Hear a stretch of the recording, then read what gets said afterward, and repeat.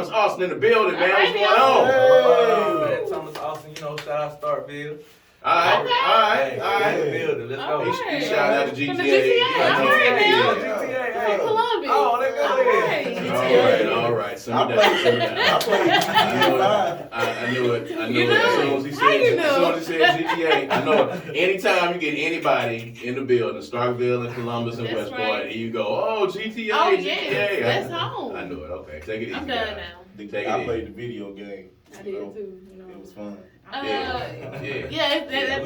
after us. Yeah, that's after us. Okay. Now we got all of that out of the way. We got Thomas Austin in the building, man. What's going on with you, man? What's happening with you? Man, I'm doing good, man. I appreciate the opportunity to get on here, man. It's my first official interview. Hey, man. We got those first jumping up on Third Coast Radio, man. First we got those interview, man. So I'm ready to dive in. All right. So for people who are not familiar with Thomas Austin and hadn't heard your music yet, man, just give them a little bit of background on you, where you from, how long you been doing music, that kind of thing, man. Let the folks know who you are. Okay. Well, like I said, from Starkville, GTA, good wherever we go, but. Man, I've been officially doing music for about 3 years, but man, I've been kind of in music since I was like 11. I think that's when I wrote my first song with my cousin, who actually put me on the music. And it was always a joy that I had to do music, but I never made myself or told my parents, like, this is what I want to pursue. So I never got them to get me the equipment or anything like that. It was just more like a hobby that I like to do. Right. But when I got to college, I had some friends that wanted to get into music, and I was like, yeah, man, let's do it. And it started off like as a group thing, and it kind of lit that flame in me that was already there. And so it kind of just, we took it as a group thing, kind of playing around. It's like, man, I can't do this for real. Like, I'm meant to do this. So I just been serious with it ever since then, and I mean, I'm ready. So you remember that first song that you and your partner did back in the day? You remember that first song? I do, but no, I don't remember the words, but I remember the moment. I remember the moment, the location that we recorded in. It was a studio closet. I remember all that. But okay. I can't find the song. I've been looking for it. I hope I can find it one day, but I cannot find the song. But my old rap name used to be AB. That's what my cousin told me. I'm gonna go with AB. Okay. But I don't know where that track is. It's somewhere there. From humble beginnings. That's pretty dope. So you say you've been doing music now for 3 years. Officially for 3 years. Putting out for 3 years. So what made you make the decision to go ahead and go at this from a serious standpoint? Well, not just it being a hobby, but when I released my first song, which was kind of experimental. It was like an R&B soul kind of thing. It was you called say R&B. What's that? It was like a love song, R&B, like vibe. It was just me experimenting, and it could be like it could be R&B, it could be a wedding song. Like it was that type of song. It was just like experimental. But the reception that I got from it was like, this is good. This, you always nervous before you put out the first song. But then I put out another song, and I'm like, okay, I think this can work, as far as the reception was going. And then I kind of just said, this is what I like to do. I feel like I'm well spoken. Let me just try to take it serious and see where it goes. And my second song, which was called Beautiful Mess, featuring JD, shout out my homie. We actually came to M-Bar on like a artist showcase, and when they heard it, it was like, whoa, who is this? Like this, we ain't heard nothing like this, know?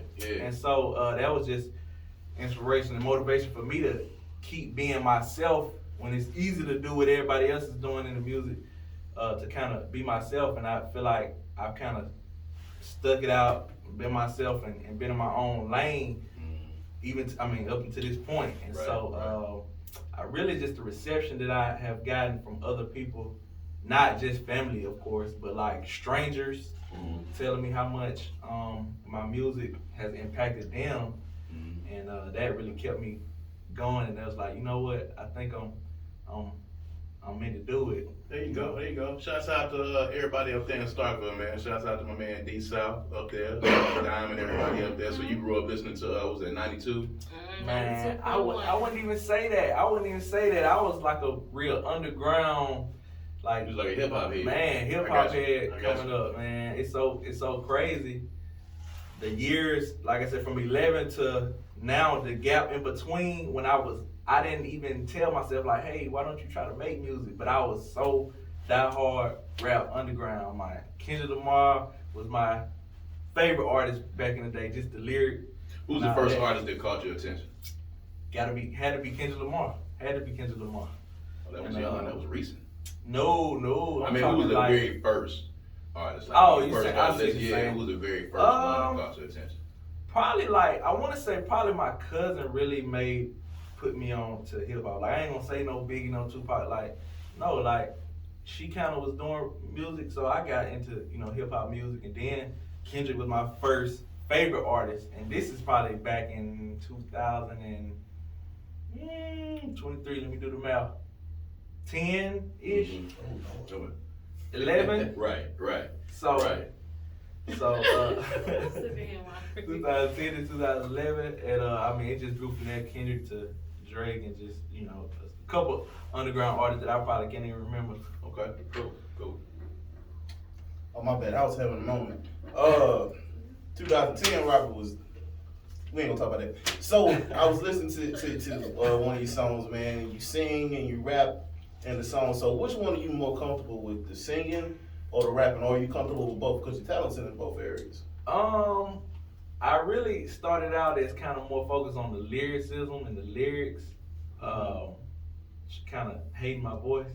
So I didn't really like to sing, but I had a friend who was like, man, just try new sounds and try new things, and that's kind of where I'm at. I won't say I'm better at one or the other, but I'm just open to trying different things. And if it sounds right, I do it. Yeah.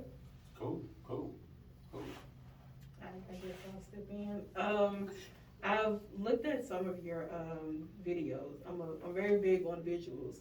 And it looks like you put some time into creating your visuals. Where do you draw creativity from how do you allow yourself to make your visuals be better than the last one? Just me, my personality is I have to go all out, do the best no matter what. So I'm always trying to top anything that I've done in the past. It's just by nature. So whether that's collabing, knowing what areas I'm good at, finding people that's good at other areas to help pretty much bring a whole body of work to life. And so, just constantly trying to improve is really where I get that motivation from. Now, you did have two very creative visuals to Separation and Need Space. Now, with this being your first live performance at the Kickback that we're having at Fun Guitars, what are you doing differently that you do to prepare for video shoots? What's the difference in the performance and the video shoots? That's a big difference because number one is people watching me, and the other one is kind of just me. I'm always a director in my videos, so I'm like, hey, do this. But, performance, thrown in the fire. But I'm excited, so I'm very ready for it. But it's definitely two different aspects because music video, you can afford to stumble a couple times, but I like to be sharp whenever I'm performing. So is this gonna be your first performance? Very first ever? performance. Ooh, Ever. All right. That's what's So, up. yeah, we bringing the heat. We just had another artist, last week, Tara J, who, her first performance was at Jackson Indie Music Week. And we really like to get the artists when it's like their first or second performance or their first time, having a radio interview. We like to be the first spot that you come on. So we're excited to see you perform for the very first time. And Cool Kids will be hosting. And they'll be on the stage, and not to put any pressure on We'll you. be there with you. Don't mess it up. Oh, no. I'm Not to put any pressure on you. There'll be some eyeballs on you, and you could, really technically either make or break your entire career in Jackson. So Oh my gosh. not a lot of pressure on you, you know what I'm saying? Bring your I just want to fans make out. sure that that you're ready. So I mean, you've been rehearsing, you got everything together, man. You ready? What can we be expecting from you on stage? This is your first performance, so what can people who have probably seen some of your visuals or heard your music, what can they expect from you on stage live? Okay. Well, I'm treating it like a championship game, so we gonna put it like that. I ain't Love take to this hear lightly. it. I appreciate the opportunity. Thank God for it. Okay. But what I plan to do is basically just connect with the audience, because I feel like my music is very touching. My saying is I don't make music, I make just what they feel. So that's what I plan on doing, is connecting with the audience to where I don't have to do nothing extraordinary, crazy. I want people to have that one-on-one connection with me on the stage as I'm performing, and just kind of listen to the music, get the message. And that's my biggest thing, get my message across. And I feel like if I can get my message across, then I can gain fans or, whatever that may be. All right, man. It's gonna be a pretty big deal, so Look forward. don't mess it up. Oh, That's no. all I gotta say. You better come through. I'm ready. Eyes of Jackson will be on you. Pretty much. Eyes of Jackson are upon you. There you go. We just made that up on the spot. Bring your We just fans made it up out, right they here. make you feel more I need a whole comfortable. GTA. I need a whole GTA in Jackson. Okay. So you came down, you know what I'm saying? Shout out right now real quick, because, we broadcast in all 82 counties. So they'll be able to hear you tonight in the GTA, in Starkville, and in Columbus, and in West Point, all up there, man. So is anybody in the GTA that you want to shout out tonight? Man, my parents, my mama, Okay. for supporting me. Really. Man, she on me heavy about this performance now. You better be practicing. Come on, Mhm. perform in front of us. Come on, There you go. I'm like, mom. Shouts out to mom. Get them right, mom. Get them right. I don't know you better than anybody. Hey, you right. So that's really my parents, people who support me the most. Shout out to them. So talk about a little bit, man, this latest visual, this latest video. It kind of flows like a movie a little bit. So, talk about your idea for that, how that came up, and did that come from like real life events, with you and, a romantic pursuit or something going on those lines, man? How'd you come up with that? Man, it's a funny story because shout out Shady Bennett. He is who directed the video in Charlotte, but initially I had planned to go to Charlotte to do a video for a totally complete. So you flew to Charlotte, North Carolina. Drove, but You drove yeah. to shoot a Okay. video. That's what's up. All right. Impressive.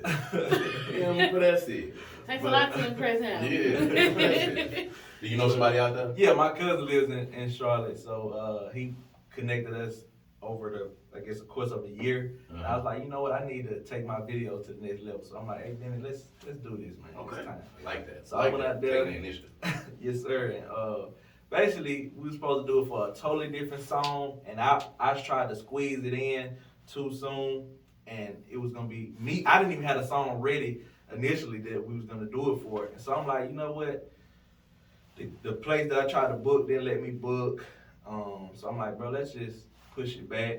And then I had my friend that mixes and masters for me. He was like, this needs space, need a video. So I'm like, you know what? Instead of me trying to rush and finish this other song to make a video for it, I already had need space.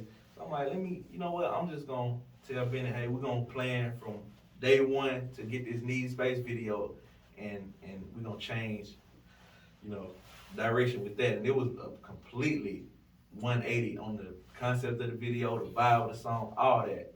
So basically, need space is just about, clearing my mind of any drama and anything like that. It wasn't necessarily all about relationship, but it was kind of like, it was kind of, Need space. yeah, I need space.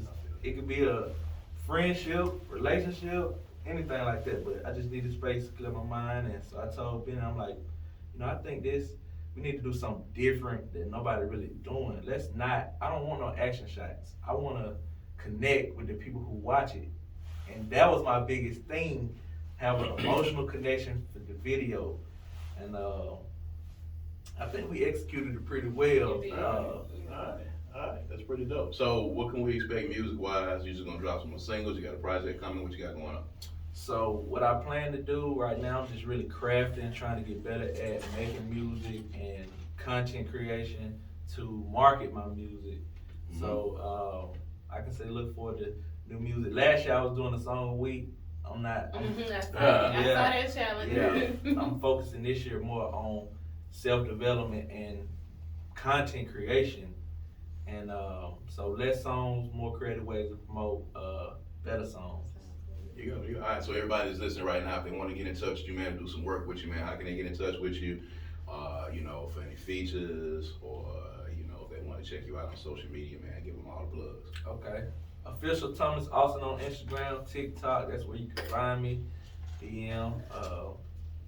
Official Thomas Austin. That's pretty much it. Ain't hard to find. Yeah, it is. Official Thomas Austin. Keep it consistent Mm-hmm. across all the platforms. There you go, man. Official Thomas Austin, man. Thomas Austin in the building. He will be performing live February the 11th at the Kickback at Fondren Guitars. We back once again for 2022, man. Got a fantastic lineup, so make sure you come out and check him out and all of the great artists that we got playing on the Kickback. We got a Kickback block that's going to be jumping off today on Third Coast Radio. So all of the artists that you see at the Kickback, of course, we've already played them here on Third Coast Radio, so you should already be familiar with them. But if you haven't been familiar with them, we're going to play some of their music tonight in the Kickback block, man, so y'all can get ready, so y'all can be out there February the 11th, man, so y'all can jam and check out the Cool Kids live in the living color. You might actually see all three of them this time. At the same time. Yeah, you know what I'm saying? Sometimes there's two,